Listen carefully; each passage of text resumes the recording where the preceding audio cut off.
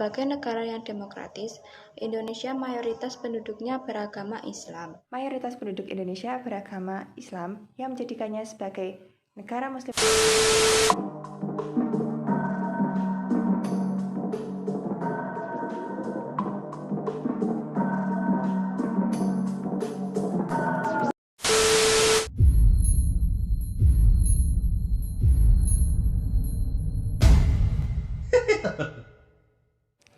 Indonesia terkenal dengan sistem keberagaman agama dan kepercayaan yang ada di dalamnya.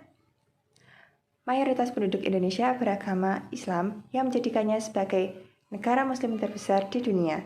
Namun, Indonesia juga merupakan rumah bagi berbagai agama seperti agama Kristen, Katolik, Hindu, Buddha, dan Konghucu, dan beberapa kepercayaan lainnya yang masih melekat di dalamnya. Pemerintah Indonesia secara resmi mengakui agama-agama tersebut dan menjamin kebebasan beribadah, menjadikannya negara yang majemuk dan toleran dalam hal keberagaman agama dan kepercayaan. Namun, praktik keagamaan seringkali erat dengan budaya dan tradisi lokal, sehingga menghasilkan perbedaan keyakinan yang unik di seluruh negeri.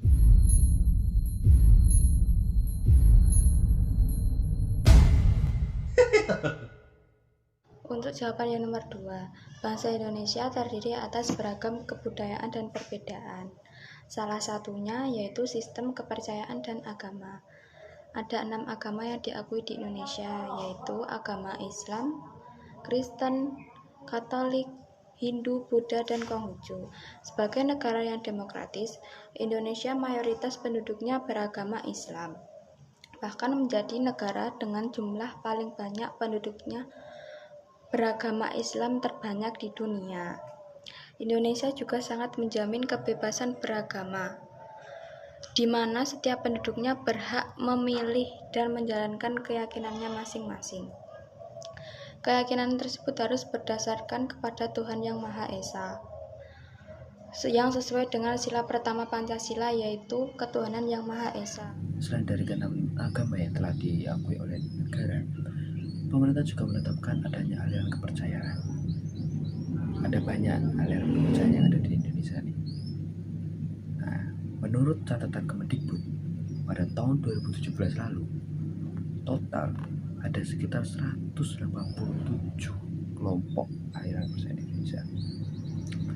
Pusat Peneliti Riset Agama dan Percayaan Wahid Sugiarto, yang merupakan seorang peneliti dalam paparannya, menyebutkan agama, kepercayaan, dan tradisi keagamaan itu berasal dari luar ataupun kalau Indonesia. Kalau agama-agama dari luar pasti banyak yang sudah tahu pasti. Kalau disebutkan satu-satu itu total itu sebenarnya kalau yang paling umum itu ada 9. Tuh, yang pertama itu tuh ada Islam, kedua ada Kristen, ketiga ada Hindu, keempat ada Buddha, kelima Yahudi, keenam Sikh, 7 Bahai, 8 Jainisme, 9 Konghucu, dan sebenarnya masih ada banyak lagi. Tapi di situ ada ketambahan satu yang di dekat Kristen itu sendiri, yaitu agama Katolik. Sementara dalam hal kepercayaan lokal, kita mengenal beberapa kepercayaan lokal itu sendiri.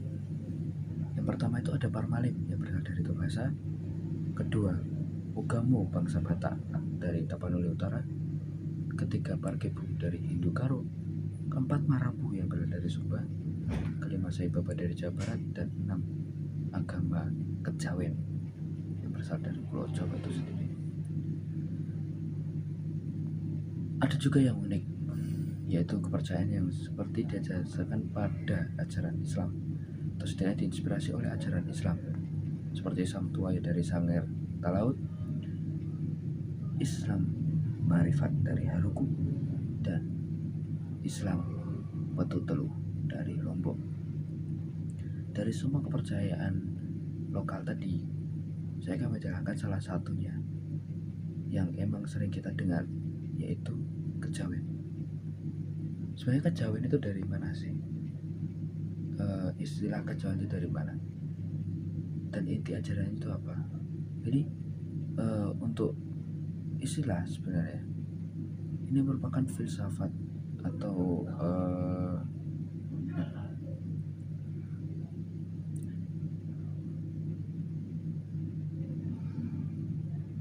saya akan menjelaskan salah satu aliran kepercayaan yang ada di Indonesia ini yang memang sudah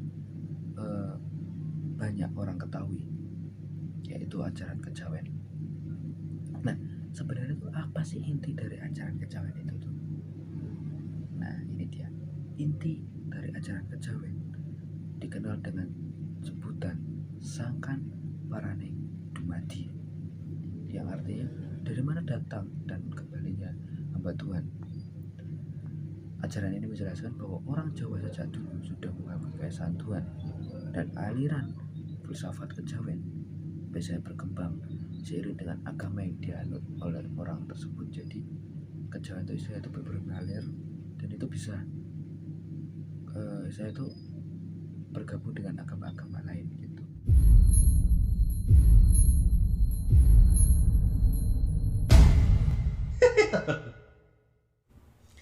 Indonesia dikenal sebagai negara dengan berbagai perbedaan ras, golongan, serta agama.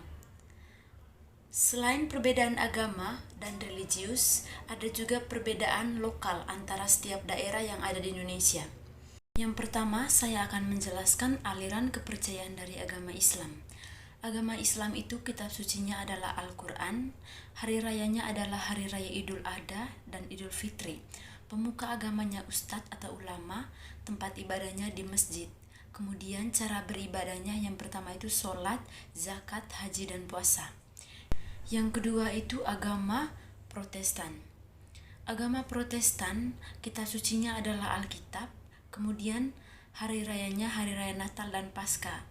Tempat ibadahnya di gereja, pemuka agamanya adalah pendeta. Kemudian cara beribadahnya itu dengan doa dan nyanyian.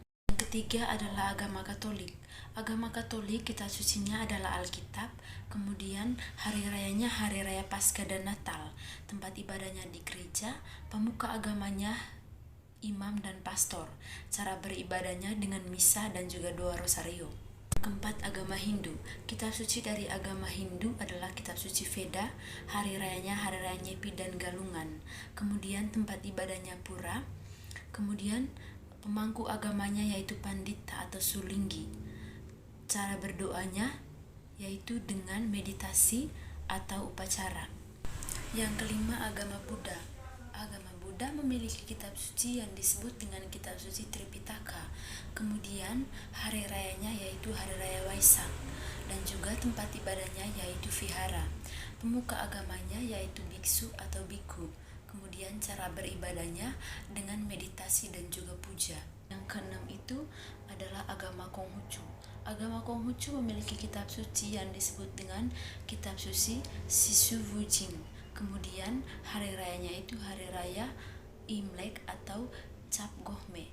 Kemudian tempat ibadahnya yaitu kelenteng. Pesan dari kelompok mengenai materi ini yaitu adanya moderasi dan toleransi beragama untuk mencapai kerukunan dan perdamaian di tengah keberagaman.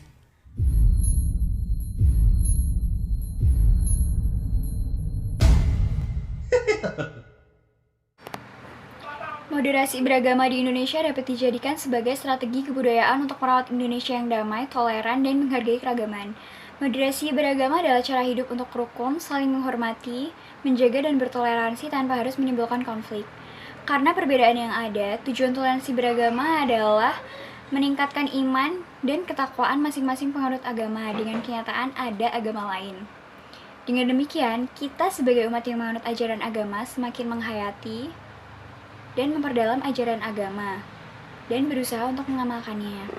Mencegah terjadinya perpecahan antara umat beragama akibat perbedaan.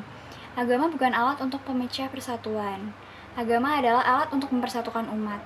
Ketika terjadi perpecahan, siapa yang rugi? Perpecahan dapat merugikan masing-masing individu di dalam melakukan aktivitasnya. Dengan terciptanya toleransi beragama, kita dapat saling melengkapi antara satu dengan yang lainnya dan menyatukan perbedaan. Jangan karena berbeda keyakinan dijadikan suatu permusuhan.